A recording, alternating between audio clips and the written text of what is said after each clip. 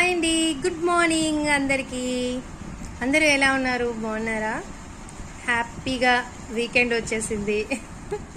వీకెండ్లో నాకు మెసేజ్ కూడా వచ్చిందండి. మెసేజ్ అయితే సూపర్ ఉంది. మెసేజ్లో ఏంటుందంటే మొత్తానికి మ్యాటర్ ఏంటంటే మనం లైఫ్ని ప్రశాంతంగా లీడ్ చేయాలి అని అంటే కొన్నిటిని చూసినా సరే ప్రశ్నించకూడదంట, కొన్ని తెలిసినా కూడా అడగకూడదంట. నాటకాలు ఆడకుండా మనం హ్యాపీగా ప్రశాంతం మనం ఎప్పుడు ఎలా ఉన్నామో అలానే ఆత్మాభిమానంతో ఉండాలంట. అది ఎవరికైనా ఉంటుంది. సెల్ఫ్ రెస్పెక్ట్ అనేది ఎవరికైనా కంపల్సరీ ఉంటుంది.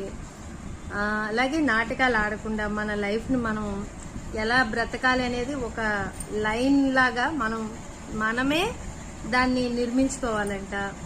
అలాగే మన మీద గుసగుసలాడుకునే వాళ్ళకి దూరంగా ఉండాలి.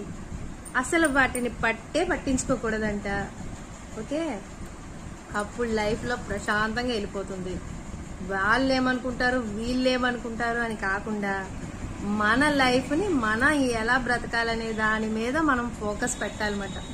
అప్పుడు బాగుంటుంది లైఫ్ అనేసి ప్రశాంతంగా ఉంటుంది అని చెప్పి మెసేజ్ వచ్చింది. చాలా బాగుంది మెసేజ్.